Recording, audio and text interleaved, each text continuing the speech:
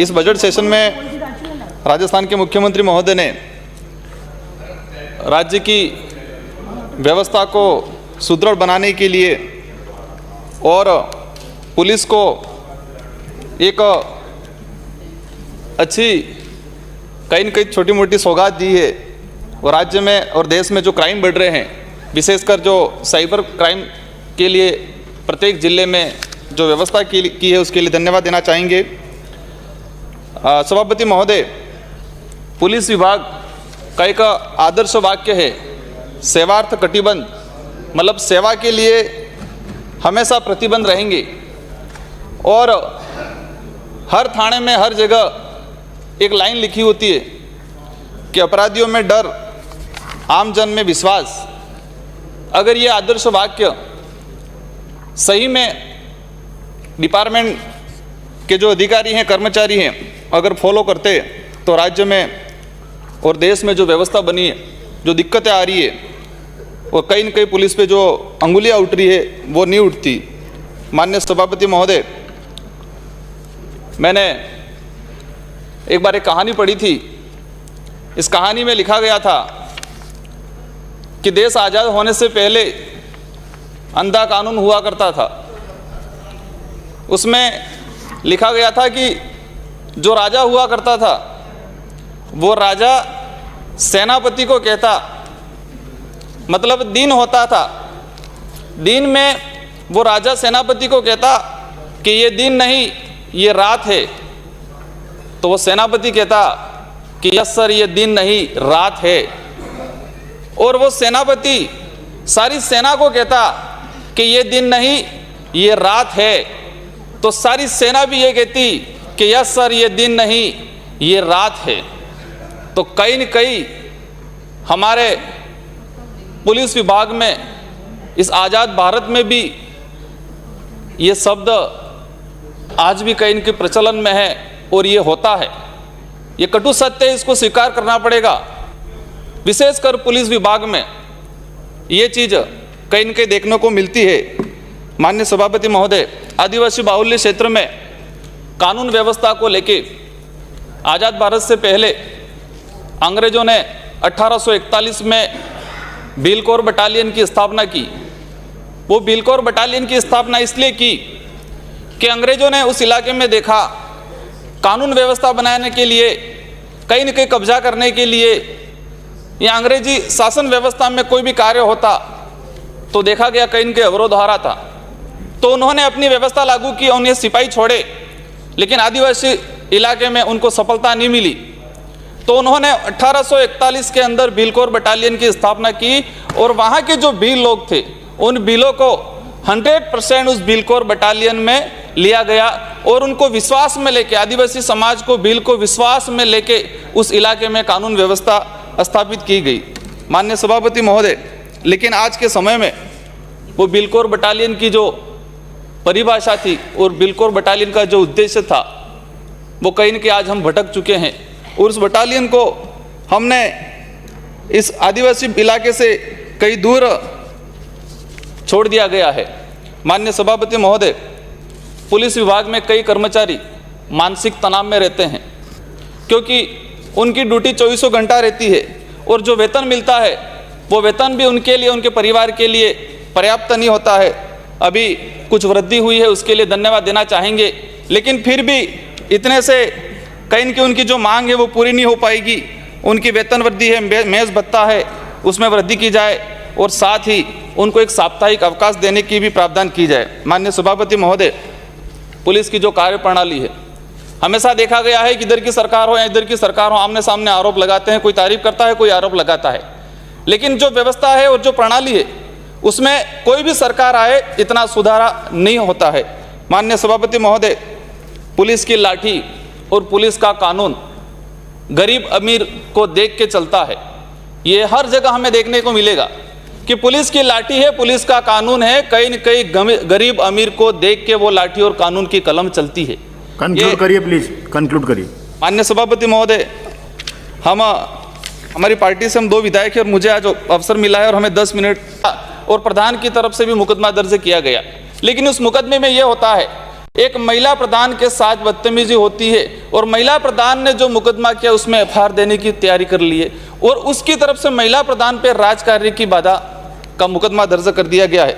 माननीय सभापति महोदय, दूसरी ओर 2 अप्रैल 2018 पूर्व में जो सरकार थी उस समय एट्रोसिटी को लेकर पूरे देश में, पूरे राज्य में आंदोलन हुए और हमारे आसपुर, डूंगरपुर जिले के आसपुर थाने के सामने, थाने के जस्ट सामने घटना होती है। पुलिस प्रशासन की मौजूदगी में वीडियो वायरल होते हैं, तलवार लेके लोग खड़े रहते हैं और एसटी एससी के लोगों पे अत्याचार होता है, उनकी अंगुलियां हाथ पैर काट दिए जाते हैं।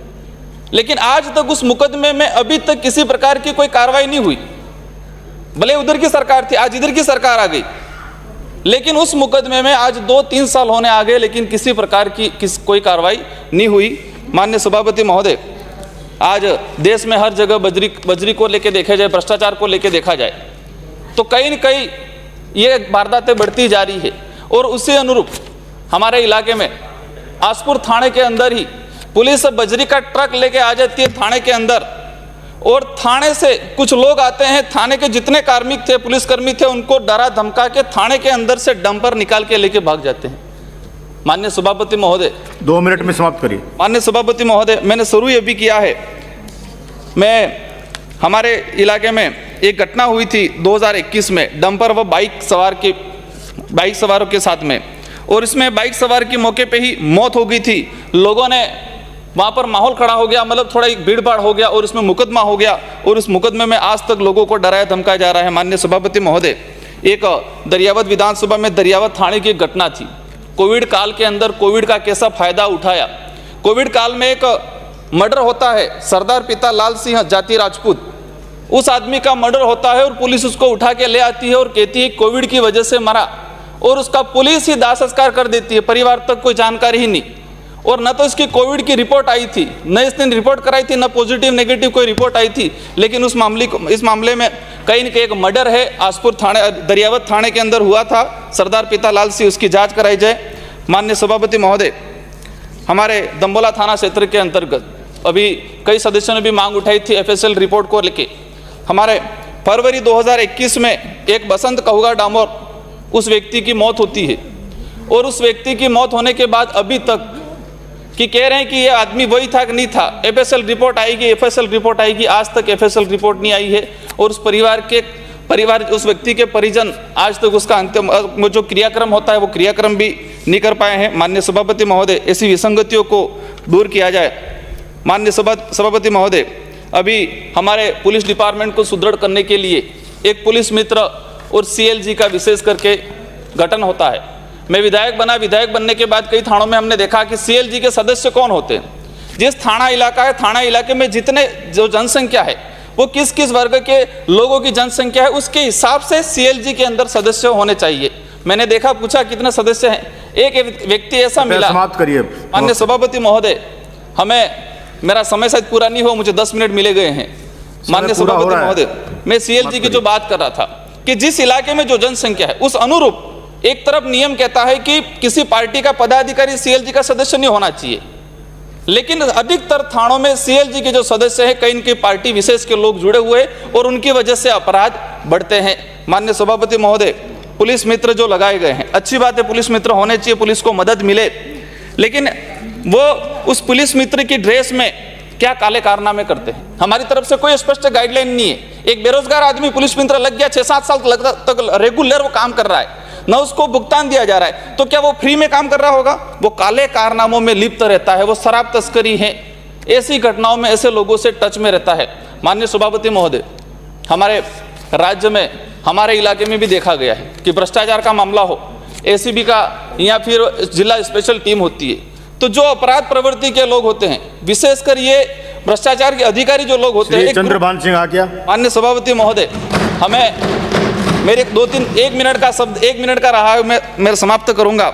माननीय सभापति महोदय, ये अनुसूचित क्षेत्र में जो पुलिस भर्तियां की जा रही है, उस पुलिस भर्तियों में कहीं न कहीं आदिवासी बाहुल्य क्षेत्र के जो लोग हैं, एसटी एससी के जो लोग हैं, उनके साथ अन्याय किया जाता है। मैं एक भर्ती का हवाला देना चाहूँगा। 2019 में जो भर्ती हुई थी उसमें 197 पद कुल थे, उसमें से 158 पद अनारक्षित पद थे। उस अनारक्षित पदों पे एक भी रिजर्व कैटेगरी का व्यक्ति नहीं लिया गया। 2013 से अब तक कई भर्तियां हुई, इस कई भर्तियों में अनारक्षित सीटों पे रिजर्व Thank you. कैटेगरी के बच्चों को श्री नहीं लिया चंद्रभान जाता सिंह है। आके। ये कई बार देखा गया है, ये हमेशा अन्याय हुआ उस इलाके के साथ, भले माननीय उधर की सभापति सरकार रही हो महोदय। इधर की सरकार रही हो। माननीय सभापति महोदय, आपने मेरे जो राजकुमार जी। वक्तव्य कुछ बिंदु रह गए थे, लेकिन मैं चाहूंगा कि मैं टेबल कर प्लीज दूंगा। बैठिए। और आदिवासी इलाके में एक दहेज को लेके, दहेज वाली प्रथा नहीं होती है, इसके बावजूद भी राजकुमार दहेज में जी, जो बहुत बहुत मुकदमे धन्यवाद। दर्ज होते हैं। आपस में बात नहीं करें माननीय सभापति आप बोलिए। महोदय, आप बोलिए। ये वर्तमान में कागरी डूंगरी घटना हुई थी, उस घटना के अंदर हो जो गया आपका? आदिवासी समाज में Thank you। डर पैदा किया हो जा गया। रहा है,